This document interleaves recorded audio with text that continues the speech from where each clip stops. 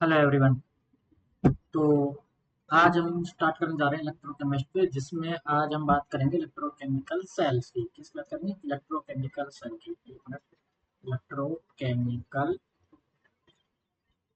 Cell, ठीक है ना। अब बात करते हैं इलेक्ट्रोकेमिकल सेल क्या होते हैं। देखो, सबसे पहले बात करते हैं अपन, जैसे मान लीजिए सेल क्या होते हैं और ये कितने टाइप के होते हैं, इनके अपन बात करेंगे। तो वन बाई वन चीजों को समझते हुए चल रहा है। देखो, अपने पास एक एनर्जी होती है इलेक्ट्रिकल एनर्जी। कौन सी होती है? Electrical energy. और एक होती है chemical energy. Chemical energy, energy यहाँ पे ठीक है ना, ऐसे ही बोलता हूँ। तो एनर्जी आप जानते हो क्या होती है, ठीक है ना। काम वर्क करने के लिए जरूरी होती है। इलेक्ट्रिकल एनर्जी क्या होती है? जो करंट होता है ना, जो करंट होता है वही अपन कंसिडर करते हैं इलेक्ट्रिकल एनर्जी। और जो केमिकल की हेल्प से जो एनर्जी अपन गेन करते हैं उसको बोलते हैं केमिकल एनर्जी, मतलब केमिकल की हेल्प से बनती है, ठीक है ना। तो अगर आप अगर इलेक्ट्रिकल एनर्जी को आपको केमिकल एनर्जी में कन्वर्ट करना है तो एक सेल की नीड होगी। और अगर आपको केमिकल एनर्जी को इलेक्ट्रिकल एनर्जी में कन्वर्ट करना है तो भी आपको एक सेल की नीड होगी। तो अब ये जो इलेक्ट्रिकल एनर्जी को केमिकल एनर्जी, केमिकल एनर्जी को इलेक्ट्रिकल एनर्जी में कन्वर्ट करने की जो प्रोसेस होती है, ये कौन से सेल के अंदर करता, कौन से सेल के अंदर आती है, उसे बोलते हैं अपन इलेक्ट्रोकेमिकल सेल। मतलब इलेक्ट्रोकेमिकल सेल क्या होता है? इलेक्ट्रोकेमिकल सेल वो होते हैं जिसमें अपन इलेक्ट्रिकल एनर्जी को केमिकल एनर्जी में कन्वर्ट कर सकते हैं, या फिर केमिकल एनर्जी को इलेक्ट्रिकल एनर्जी में कन्वर्ट कर सकते हैं। दोनों ही प्रोसेस होती है इलेक्ट्रोकेमिकल सेल के अंदर, ठीक है ना। तो अब देखो, अब बात करते हैं। चलो, सबसे पहले बात करेंगे अपन ये जो पढ़ी रहे हैं, जैसे मान लीजिए केमिकल एनर्जी को इलेक्ट्रिकल एनर्जी में कन्वर्ट कर रहे हैं। तो देखो, इसमें भी दो टाइप, इसमें एक सेल यूज करते हैं। केमिकल एनर्जी को आप अगर इलेक्ट्रिकल एनर्जी में कन्वर्ट कर रहे हो तो अपन इसमें एक सेल यूज करते हैं जिसका नाम होता है गैल्वेनिक सेल। क्या नाम बोला? Galvanic cell. और इसका दूसरा नाम होता है वोल्टेइक सेल, ठीक है ना। और अगर आप इलेक्ट्रिकल एनर्जी को इलेक्ट्रिकल एनर्जी को कन्वर्ट कर दो केमिकल के अंदर, केमिकल एनर्जी के अंदर, तो इसके लिए जो सेल यूज होता है, इसके लिए जो सेल यूज होता है वो होता है इलेक्ट्रोलाइटिक सेल। Electrolytic cell. तो आपको ये इलेक्ट्रोलाइटिक सेल है, ये अपन बाद में पढ़ेंगे, लेकिन बेसिक आइडिया भी ले लेते हैं कि डिफरेंस क्या होता है मेन दोनों में, गैल्वेनिक सेल में और इलेक्ट्रोलाइटिक सेल में। तो देखो, अपन गैल्वेनिक सेल क्या होता है, अभी एक बात बताओ आप। अपन क्या पढ़ रहे हैं? केमिकल एनर्जी को इलेक्ट्रिकल एनर्जी में कन्वर्ट करना, मतलब केमिकल की हेल्प से इलेक्ट्रिकल एनर्जी बनाएंगे। तो जब अपन केमिकल की हेल्प से इलेक्ट्रिकल एनर्जी बनाते हैं तो जो ये प्रोसेस होती है ये होती है बेटा स्पॉन्टेनियस। स्पॉन्टेनियस स्पॉन्टेनियस प्रोसेस क्या होती है? ऐसी प्रोसेस जो ऑटोमेटिक होती है, जिसके लिए एक्सटर्नल फोर्स की रिक्वायरमेंट नहीं होती है। आपको ना कोई लाइक करंट अप्लाई करना होता है, जैसे होता है ना कुछ एक्सटर्नल फोर्स अप्लाई करते हैं, वो कुछ नहीं करना होता है। अभी वेट करो, अभी जब मैं आपको समझाऊंगा तब ये समझ में आएगा, क्योंकि डायग्राम बना के मैं समझाऊंगा। और ये जो होती है इलेक्ट्रिकल एनर्जी होती है non spontaneous. Non spontaneous non spontaneous वो रिएक्शन होती है जो ऑटोमेटिक नहीं होती है, उसके लिए आपको एक्सटर्नल फोर्स अप्लाई करना पड़ेगा। वो कुछ भी हो सकता है, ध्यान रखना। चाहे वो अभी आप जानते हैं कि मैं यहाँ पे लिख देता हूँ एक्सटर्नल फोर्स। External force. अब आप बोलोगे सर ये एक्सटर्नल फोर्स क्या होता है? एक्सटर्नल फोर्स होता है, जैसे मान लीजिए आपने किसी बैटरी की हेल्प से इसको करंट दिया, किसी बैटरी की हेल्प से आपने इसको करंट दिया। अगर आप करंट नहीं दोगे तो केमिकल्स ब्रेक नहीं होंगे, केमिकल्स ब्रेक नहीं होंगे तो फिर वो लिबरेट नहीं होंगे। ये जब आप इसको आने वाले चैप्टर में पढ़ोगे तो और समझ में आएगा। अभी इतना समझो कि ये नॉन स्पॉन्टेनियस होता है, ये होता है स्पॉन्टेनियस। अब देखो, दोनों चीजें क्लियर हुई। अब इसके बारे में अपन वन बाय वन बात करते हैं कि ये सबसे पहले बात करेंगे गैल्वेनिक सेल की। यहाँ पे हेडिंग डाल देता हूँ, गैल्वेनिक सेल, ठीक है ना। और इसका नाम अपन क्या लिख दिया? Voltaic cell. थोड़ा पेन ऐसे चल रहा है, इसको थोड़ा। गैल्वेनिक सेल या वोल्टेज सेल। देखो, आपके बुक के अंदर एक डेनियल सेल है। क्या नाम है इसका? डेनियल सेल क्या है? एक एग्जांपल है किसका? गैल्वेनिक सेल का। यह है एग्जांपल ऑफ गैल्वेनिक सेल, ठीक है ना। आप मेरी बात सुनो, ये डेनियल सेल क्या होता है? डेनियल सेल जिंक और कॉपर का सेल होता है। किसका सेल होता है? जिंक और कॉपर का सेल होता है। इसको अपन डेनियल सेल बोलते हैं, ध्यान सुनना। जिंक कॉपर के सेल को डेनियल सेल बोलते हैं, जो एग्जांपल है किसका? गैल्वेनिक सेल का। अब आप बोलोगे सर एक बात बताओ क्या जिंक कॉपर का जो सेल होता है वो डेनियल सेल है, वो गैलोनिक सेल का एकमात्र एग्जाम्पल है या एक ही एग्जाम्पल इसका? नहीं, इसका एग्जाम्पल निकल एल्यूमिनियम, निकल सिल्वर ले लो आप, क्रोमियम लेड ले लो, ठीक है ना। तो ऐसा नहीं है कि आप जिंक कॉपर का एक सेल है जो गैलोनिक सेल का एग्जांपल है, आप निकल सिल्वर का ले सकते हो, क्रोमियम लेड का ले सकते हो, आप कितने भी सेल ले सकते हो ऐसे, ठीक है ना। अभी आपको समझ में आएगा सर मैंने डिफरेंस क्या है, मतलब आप जो प्रोसेस एक्सप्लेन करने जा रहे हैं वो जिंक और कॉपर की है, जिसको अपन डेनियल सेल के नाम से जानते हैं, अपन इसको समझेंगे ये होता कैसे है, तब आपको थोड़ा समझ में आएगा। पर ध्यान रखना जिंक कॉपर एक डेनियल सेल है जो एग्जाम्पल है गैलोनिक सेल का, बाकी ऐसे और भी सेल हो सकते हैं, ये कोई एक लास्ट एग्जाम्पल नहीं है। तो अपन बात करते हैं गैल्वेनिक सेल की वन बाई वन। देखो अपन क्या करते हैं, कंटेनर लेते हैं, ठीक है ना, थोड़ा सा उसको बना देता हूँ, एक दूसरा कंटेनर ले लिया, ठीक है ना, मैंने इसके अंदर एक रोड लगा दी, ठीक है, एक रोड लगा दी मैंने। अभी बात करते हैं रोड किसकी है, मतलब इसको इलेक्ट्रोड बोलते हैं, इलेक्ट्रोड बोलेंगे अपन, एक इलेक्ट्रोड लगा दी, मेटल के इलेक्ट्रोड लगा दी। अब देखो ये है मेरे पास जिंक की रोड, अब इसको बोलेंगे जिंक का इलेक्ट्रोड। और जब जिंक की रोड आपने ली है तो इसी के अंदर लेंगे आप जिंक सल्फेट, मतलब जिस मेटल की आप रोड लेते हो उसी मेटल का आपको इलेक्ट्रोलेट लेना है। मैंने क्या बोला बताइए, जिस मेटल की आप रोड लेते हो उसी मेटल का आपको इलेक्ट्रोलेट लेना है, ठीक है ना। अभी वेट करो, अभी मैं और चीज बताता हूँ, तब थोड़ा सा सेटअप कंप्लीट कर लेते हैं। अब ये मैंने ले ली कॉपर की, क्योंकि जिंक कॉपर का सेल अपन स्टडी कर रहे हैं, तो जिंक और कॉपर, तो ये कॉपर की मेटल है, तो यहाँ पर आ जाएगा कॉपर सल्फेट, ठीक है, यहाँ पर आ गया कॉपर सल्फेट। अब क्या करते हैं अपन इन दोनों को कनेक्ट कर देते हैं किसी एमीटर की हेल्प से। अब बोलो सर आपने एमीटर की हेल्प से कनेक्ट क्यों किया, भाई तो सर्किट कंप्लीट करना है, और दूसरा अपन को पता कैसे चलेगा कि इसके अंदर करंट फ्लो हो रहा है कि नहीं हो रहा है, ये अपन को करंट के बारे में भी बताएगा, करंट फ्लो हो रहा है या नहीं हो रहा है, ठीक है। जैसे आपने सेल को कंप्लीट कर लिया, ठीक है ना।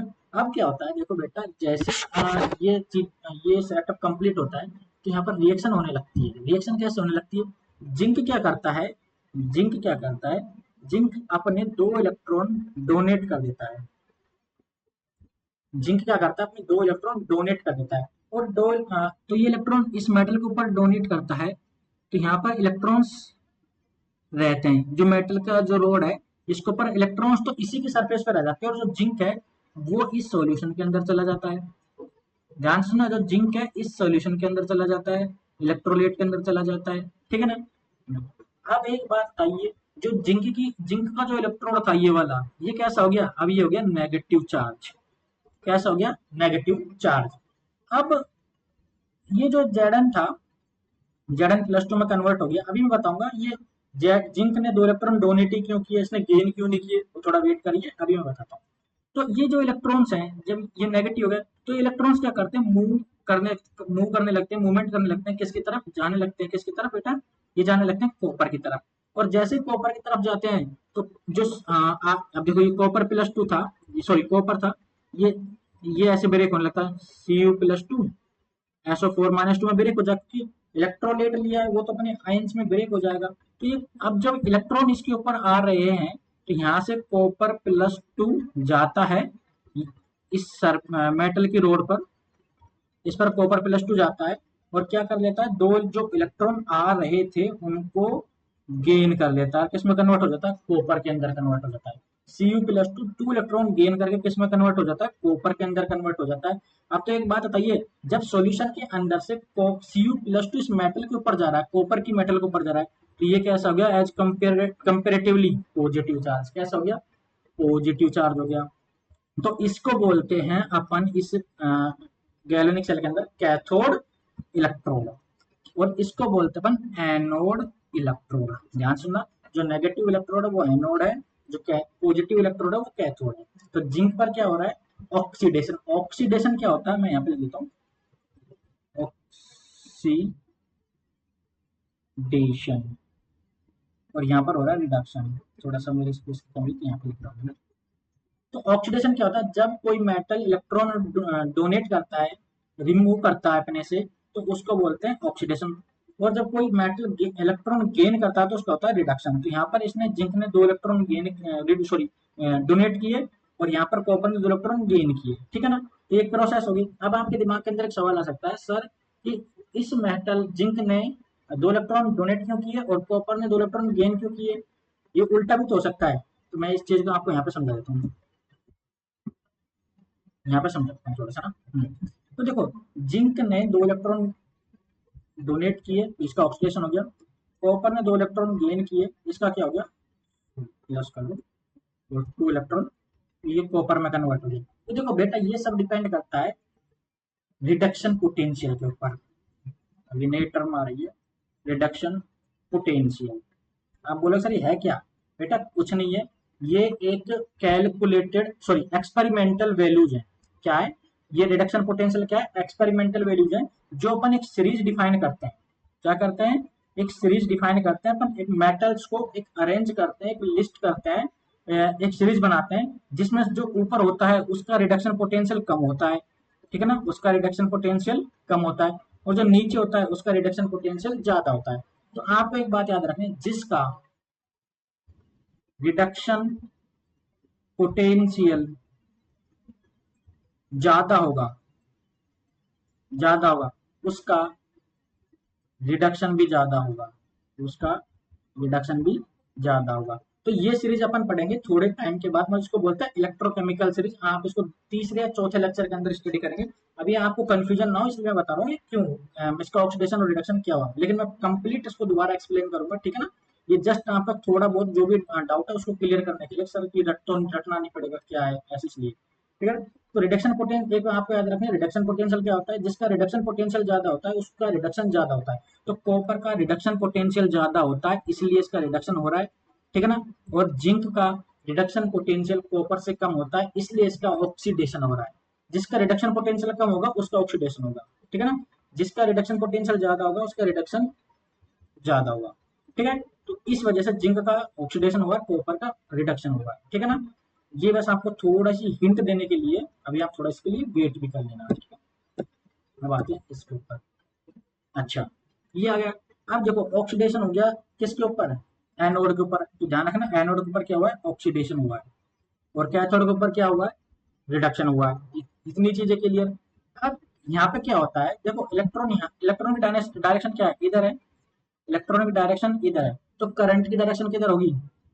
इसके अपोजिट में। तो ये करंट की डायरेक्शन हो गई, ये करंट की डायरेक्शन हो गई, करंट फ्लो होने लग गया सेल के अंदर। तो ऐसे क्या, अब एक बात बताइए, आपने जैसे ही सर्किट को कंप्लीट किया करंट फ्लो हो गया, ध्यान से सुनना, जैसे ही आपने सर्किट को कंप्लीट किया करंट फ्लो हो गया, तो आपने कोई एक्सटर्नल फोर्स नहीं लगाया, कोई बैटरी वैटरी लगाकर कुछ करंट नहीं दिया, तो इसको बोलते हैं स्पॉन्टेनियस रिएक्शन, क्योंकि ये रिएक्शन ऑटोमेटिक हुई है बेटा, बस केमिकल्स ब्रेक हुए और आयन के मूवमेंट की वजह से, इलेक्ट्रॉन के मूवमेंट की वजह से स्पॉन्टेनियस रिएक्शन होने लगी है।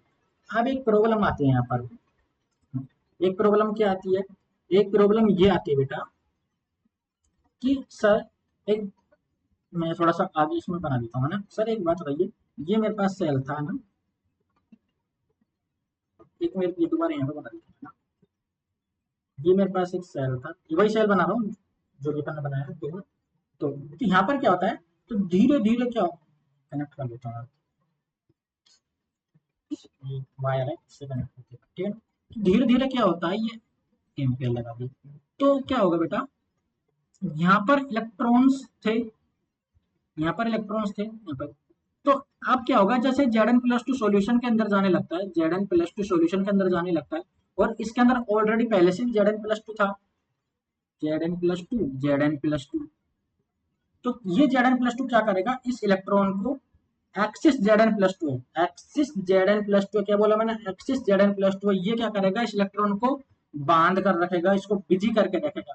अगर इसको इलेक्ट्रॉन को बिजी करके रखेगा तो यहाँ से इलेक्ट्रॉन जाने, जो इलेक्ट्रॉन है यहाँ से जो इलेक्ट्रॉन जा रहे थे वो कम हो जाएंगे, मूवमेंट ऑफ इलेक्ट्रॉन डिक्रीज हो जाएगा। अच्छा, इधर यहाँ पर क्या था, यहाँ पर अब क्या हो गया, ये मेरे पास यहाँ पर कॉपर को, यहाँ पर कॉपर हो गया, ठीक है, यहाँ पर कॉपर हो गया।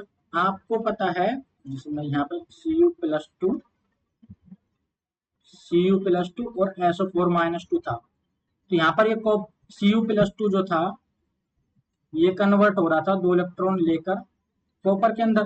तो एक बात कहिए, जो यहाँ पर सल्फेट आयन है, ये सल्फेट आयन की अमाउंट बढ़ जाएगा। जो सल्फेट आयन है इनका अमाउंट बढ़ जाएगा, क्योंकि कॉपर तो ऊपर जाकर बिजी हो गया। तो सॉल्यूशन के अंदर नेगेटिव चार्ज बढ़ने लगेगा, सॉल्यूशन के अंदर नेगेटिव चार्ज बढ़ने लगेगा, सॉल्यूशन के अंदर नेगेटिव चार्ज बढ़ने लगेगा। और इधर से क्या आ रहा था, इधर से नेगेटिव चार्ज आ रहा था, मतलब इलेक्ट्रॉन आ रहे थे। तो ये नेगेटिव चार्ज ऊपर वाले नेगेटिव चार्ज को क्या करेगा, रिपेल करेगा। क्या करेगा, रिपेल करेगा, रिपेल करेगा। ठीक है ना। जब ये रिपेल करेगा, ध्यान सुनना, जब ये नेगेटिव चार्ज को रिपेल करेगा, तो यहाँ से जो मूवमेंट है इलेक्ट्रॉन का, पहले तो यहाँ से इलेक्ट्रॉन कम आ रहे थे, ऊपर से इन्होंने इसको क्या कर दिया, रिपेल कर दिया। अब मूवमेंट डिक्रीज हो गया इलेक्ट्रॉन का। तो ऐसे क्या होगा, धीरे धीरे धीरे धीरे करंट डिक्रीज होने लगेगा, करंट डिक्रीज होगा। क्यों होगा, less movement of, less movement of electrons. ठीक है ना। तो ऐसे धीरे धीरे सेल डिक्रीज होने लगेगा, सॉरी करंट डिक्रीज होने लगेगा। तो सर इसका इलाज क्या है, बेटा इसका इलाज आता है एक सोल्ट ब्रिज। क्या आता है, सोल्ट ब्रिज। अब आप बोलो सर ये सोल्ट ब्रिज क्या है, जो ब्रिज से ही पता चल रहा है, सोल्ट ब्रिज, ब्रिज से पता चलता है कि ब्रिजिंग का काम करेगा। तो ये क्या होती है, इन्वर्टेड, ये क्या होती है, इन्वर्टेड यूट्यूब होती है। ये वाला यूट्यूब नहीं जिस पर तुम वीडियो देख रहे हो ना, इन्वर्टेड यूट्यूब होती है। ठीक है ना। तो सोचो सर ये यूट्यूब कौन सा ट्यूब, इसमें तो आएंगे नहीं लगता। ठीक है ना। तो इन्वर्टेड यूट्यूब होती है। ये काम कैसे करती है, एक मिनट में आपको बताता हूँ। मैं थोड़ा सा डिलीट करता हूँ, इसको डिलीट कर देता हूँ, जिसमें थोड़ा सा हम्म। ठीक है ना। तो ये कैसे काम करती है मैं यहाँ पे लगा देता हूँ, बस लगा कर आपको दिखा देता हूँ। फिर मैं इसका फंक्शन तो मैं आपको अलग से समझा दूंगा। ये अपन इसको ऐसे कनेक्ट करते हैं। ठीक है ना। ये मतलब इसके अंदर है, मुझको छोड़िए। ठीक है ना। मतलब ऐसे में लगा लो, और इसको ऐसे लगा लो, ऐसे। ठीक है। ये तुम्हारा इलेक्ट्रोड ऐसे कनेक्ट है। ठीक है, ये ऐसे होती है। अब इसके अंदर क्या होता है बेटा, इनर्ट इलेक्ट्रोलाइट होता है इसके अंदर। क्या ये लेते हैं, इनर्ट इलेक्ट्रोलाइट। इनर्ट इलेक्ट्रोलाइट में क्या आता है, KCl आ जाता है, K2SO4 आ जाता है। ठीक है ना। अमोनियम क्लोराइड आ जाता है, H4Cl। ठीक है, ये अपन लेते हैं इसके अंदर। अब ये इलेक्ट्रोलाइट क्या करते हैं, जैसे अपन ये किसके अंदर यूज करते हैं इलेक्ट्रोलाइट को, एक अगार अगार पाउडर होता है, इन अगार अगार पाउडर। ठीक है ना। इस इलेक्ट्रोलाइट को किस में यूज करते हैं, अगार अगार पाउडर इसके अंदर भर देते हैं। तो ये Cl- और K+ में ब्रेक हो गया, Cl- K+ में, क्योंकि मैंने KCl लिया है इसके अंदर, मान चल रहा हूँ KCl लिया है इसके अंदर। तो ये Cl- क्या करेगा, ये Cl- इधर से आता हुआ इस सॉल्यूशन के अंदर जाएगा। और आपको पता है इस सॉल्यूशन के अंदर पहले से पॉजिटिव चार्ज था, जो कि Zn+2 था, जिसकी वजह से इलेक्ट्रॉन जा नहीं रहे थे बाहर। तो क्लोरीन क्या कर देगा, इसको बिजी कर देगा, क्या बना लेगा, ZnCl2 बना लेगा। जिंक रिएक्शन करेगा क्लोरीन साथ, तो क्या बना लेगा, ZnCl2 बना लिया। अब एक बात बताओ, जिंक Zn+2 यहाँ पर भी किस में कन्वर्ट हो गया, ZnCl2 में, और यहाँ से इलेक्ट्रॉन फ्री हो जाएंगे, यहाँ से इलेक्ट्रॉन फ्री हो गया। और इधर से K+ क्या करेगा, K+ इधर से जाएगा, और K+ किसके साथ रिएक्शन करेगा, सल्फेट के साथ, तो K2SO4 बना लेगा। ठीक है, K2SO4 बना लेगा। और यहाँ से कौन फ्री हो गया, पॉजिटिव चार्ज फ्री हो गया यहाँ से, यहाँ से पॉजिटिव चार्ज। तो अब क्या है, इलेक्ट्रॉन का फ्लो होने लग जाएगा सेल के अंदर, इलेक्ट्रॉन का फ्लो होने लग जाएगा। और इलेक्ट्रॉन का फ्लो होगा तो क्या होगा बेटा, करंट फ्लो होगा। इलेक्ट्रॉन का फ्लो होगा तो क्या होगा, करंट फ्लो होगा। तो ऐसे यूट्यूब, जो ये इन्वर्टेड यूट्यूब है, इसके अंदर इनर्ट इलेक्ट्रोलाइट लेते हैं, वो क्या करता है, इसको न्यूट्रलाइज करता है। जो एक्सिस आयन थे ना, जिनकी वजह से करंट डिक्रीज हुआ था, उनको ये न्यूट्रलाइज करता है। कौन, इन्वर्टेड यूट्यूब।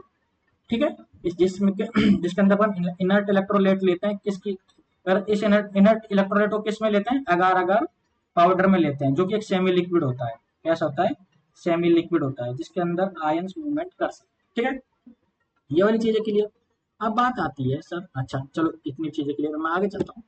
सर एक बात कहिए, जो ये इन्वर्टेड यूट्यूब था, ठीक है ना, ये काम क्या करता है, मतलब और क्या काम करता है। तो देखो आपने एक चीज देखी यहाँ पर, मैं वापस से बना रहा हूँ, यार थोड़ा सा अभी ऑनलाइन में ऐसा ही होता है, एक स्लाइड में इतना ही आ सकता है।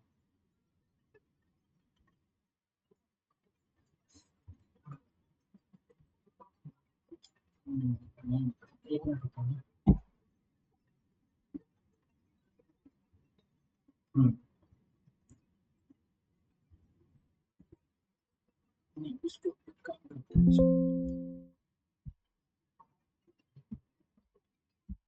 ऐसा मैं रखूंगा, इसको क्यों बार बार अपन इसमें बनाते हैं।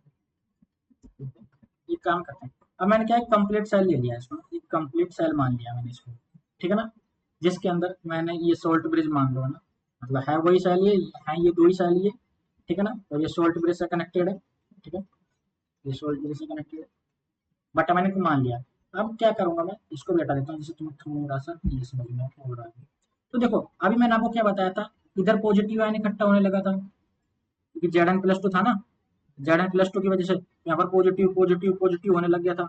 और इधर एसओ फोर माइनस टू की वजह से क्या हो गया था, नेगेटिव नेगेटिव नेगेटिव आयन ज्यादा आ गए थे। तो यहाँ पर पॉजिटिव और यहाँ पर नेगेटिव, यहाँ पर पॉजिटिव, यहाँ पर नेगेटिव। आप देखो इन दोनों के बीच में एक जंक्शन बन गया है, पॉजिटिव नेगेटिव जिस पर मिल रहे हैं, एक जंक्शन बन गया है। तो इस जंक्शन पर क्या हुआ था, बिफोर सोल्ट ब्रिज की कंडीशन है बेटा, ये बिफोर सोल्ट ब्रिज की कंडीशन है। तो ये जो पॉजिटिव चार्ज था, ये नेगेटिव था, तो पोटेंशियल डेवलप हो गया एक, तो पोटेंशियल की डिफरेंस, पोटेंशियल डायरेक्शन कैसी होती है, पॉजिटिव से नेगेटिव की तरफ होती है, पॉजिटिव से नेगेटिव की तरफ होती है पोटेंशियल की डिफरेंस, पोटेंशियल डिफरेंस की डायरेक्शन, ठीक है ना। तो एक बात बताओ, मान ले यहाँ पर 2 वोल्ट का पोटेंशियल डिफरेंस डेवलप हुआ है, यहाँ पर 2 वोल्ट का पोटेंशियल डिफरेंस डेवलप हुआ है, और मैं यहाँ पर बोलूँ आपसे, यहाँ पर मेरे पास था 10 वोल्ट का पोटेंशियल डिफरेंस, जिसकी डायरेक्शन किधर थी, पॉजिटिव से नेगेटिव। पॉजिटिव कौन था, कैथोड, तो ये रेस की डायरेक्शन इधर थी, पॉजिटिव से नेगेटिव। तो इसको मान लीजिए 10 वोल्ट, इसका क्या था, पोटेंशियल डिफरेंस था। अब यहाँ से ये यहाँ पर 2 वोल्ट 2 वोल्ट और क्रिएट हो गया, और यहाँ पर 10 वोल्ट था, तो 10 - 2, क्योंकि डिफरेंस डायरेक्शन दोनों के अलग अलग है, तो 8 वोल्ट आ गया टोटल, 8 वोल्ट आ गया टोटल। और 8 वोल्ट की वजह से जो करंट फ्लो होगा वही करंट होगा इसका। तो एक बात बताइए, अगर मैं इस 2 वोल्ट को हटा देता हूँ तो मेरे पास 10 वोल्ट का करंट फ्लो होगा, जिसमें करंट बढ़ जाएगा। तो इसको हटाते कैसे, इसको हटाते हैं हम सोल्ट ब्रिज की हेल्प से, इसकी हेल्प से हटाते हैं, सोल्ट ब्रिज की हेल्प से। सोल्ट ब्रिज क्या करेगा, इस पॉजिटिव आयन को न्यूट्रलाइज कर देगा, किसकी हेल्प से करता है, Cl माइनस की हेल्प से। और इस सल्फेट आयन को किसकी हेल्प से करता है, के प्लस मतलब पोटेशियम की हेल्प से इसको न्यूट्रलाइज करता है। एक ये काम होता है किसका, सोल्ट ब्रिज का। अच्छा, इसको अपन बोलते हैं लिक्विड लिक्विड जंक्शन, जो आपने बनाया ना, ये बनाए, ये जो बना है, इसको बोलते हैं अपन लिक्विड लिक्विड जंक्शन। क्या बोलते हैं इसको, लिक्विड लिक्विड जंक्शन, इसको बोलते हैं लिक्विड लिक्विड जंक्शन, ठीक है ना। तो ये काम आता है कौन, सोल्ट ब्रिज। अच्छा एक बात पूछोगे सर, तुम्हारे दिमाग में आएगा सर ये Cl माइनस था, आप बोल रहे थे इनर्ट होता है, तो रिएक्शन कर रहा है, जिंक के साथ रिएक्शन की इसने, Zn+2 प्लस क्लोरीन, ठीक है ना, तो ZnCl2 बना लिया इसने, तो रिएक्ट किया। बेटा इसकी जो रिएक्शन है ना, क्लोरीन की जो हो रही है Zn+2 के साथ, ये क्या करता है, आगे जाकर फिर Zn+2 में ब्रेक हो जाएगा, फिर Cl माइनस बना लेगा, फिर वापस जाकर ZnCl2 बना लेगा। तो क्या करता है, ये टाइमिंग देता है वहां पर पॉजिटिव पॉजिटिव आयन क्रिएट करने का, रिएक्टिव होता है लेकिन वापस सोल्यूबल हो जाता है, रिएक्टिव होता है फिर सोल्यूबल हो जाता है, रिएक्टिव होता है फिर सोल्यूबल हो जाता है। ये मेन काम आता है किसका, किसका, इलेक्ट्रोलाइट का, ठीक है। तो ये वाली चीजें क्लियर, डेनियल सेल था। और आप देखो, अब मैंने अपनी चीज बताई थी, जिंक कॉपर का एक मात्र सेल नहीं है। अब यहाँ पर क्या हो सकता है, निकिल सिल्वर हो सकता है, जहां पर एनोड पर क्या होगा, निकिल होगा, सिल्वर का क्या होगा, सिल्वर किस पर होगा, कैथोड पर, ठीक है ना। बाकी प्रोसेस सेम होगी, बाकी सेम प्रोसेस होगी, बस इलेक्ट्रोड बदल जाएगा। तो ऐसे आप कोई भी सेल ले सकते हो, एग्जाम्पल या क्वेश्चन के अंदर कोई भी एग्जाम्पल आता है तो आप उसको ऐसे आइडेंटिफाई करके सोल्व कर सकते हो, ठीक है। Is that clear, any doubt here, चलो ठीक है ना। इसमें जो भी न्यूमेरिकल्स बनेंगे वो अपन बाद में करेंगे।